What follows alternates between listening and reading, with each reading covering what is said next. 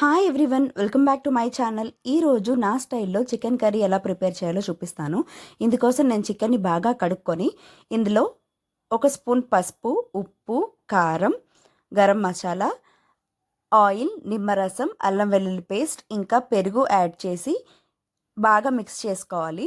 ఇలా మ్యారినేట్ చేసుకున్న దాన్ని మినిమం 2 to 3 అవర్స్ ఫ్రిడ్జ్లో పెట్టుకోవాలి. ఆ పాసిబిలిటీ లేని వాళ్ళు అట్లీస్ట్ 1 అవర్ పాటు డీ ఫ్రిడ్జ్లో పెట్టుకున్నా సరిపోతుంది. ఇలా చేయడం వల్ల చికెన్ అనేది చాలా టెండర్ అండ్ జ్యూసీగా ఉంటుందన్నమాట. మీద పెనం పెట్టి అది వేడెక్కిన తర్వాత అందులో ఆయిల్ ఇంకా కొంచెం బటర్ వేసుకోవాలి. ఇందులోనే బిర్యానీ మసాలాలు వేసుకోవాలి. బిర్యానీ మసాలాలు వేసిన తర్వాత కర్రీకి తగ్గట్టు ఇక్కడైతే నేను ఒక పెద్ద ఇంచు అల్లం అండ్ ఒక 3 నుంచి 4 పచ్చిమిర్చి, 2 పెద్ద ఉల్లిపాయలు అండ్ 3 పెద్ద టమాటాలు, 10 నుంచి 15 జీడిపప్పు ముక్కలు అండ్ 10 నుంచి 15 వెల్లుల్లి రెబ్బలు వేసుకున్నాను. మీ స్పైస్ని తగ్గట్టి వెల్లుల్లి అండ్ జింజర్ యాడ్ చేసుకోండి.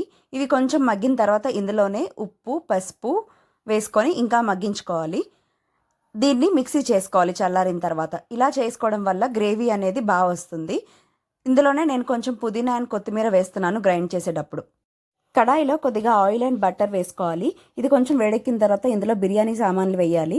అవి కొంచెం లైట్గా ఫ్రై అయిన తర్వాత అందులో మనం మిక్సీ చేసి పెట్టుకున్న పేస్ట్ని యాడ్ చేయాలి. ఆ మిక్సీ జార్లోనే కొద్దిగా వాటర్ యాడ్ చేసి నీళ్ళను తొలుచుకొని ఇందులో కలపాలి. ఈ పేస్ట్లోంచి ఆయిల్ అనేది బయటకు వచ్చేంత వరకు ఈ పేస్ట్ని ఉడికించాలి. ఇలా పేస్ట్ ఉడికిన తర్వాత మనం ముందుగా మ్యారినేట్ చేసి పెట్టుకున్న చికెన్ని ఇందులో యాడ్ చేసుకోవాలి. అంతేనండి, దాంట్లో ఇంకా వాటర్ యాడ్ చేయాల్సిన అవసరం ఏమీ లేదు. అందులోంచి వచ్చిన వాటర్తోనే చికెన్ అనేది కంప్లీట్గా ఉడుకుతుంది.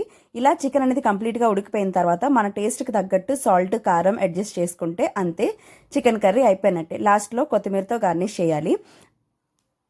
చూసారా, చికెన్ అనేది రెడీ అయిపోయింది. ఈ వీడియో మీకు నచ్చినట్టయితే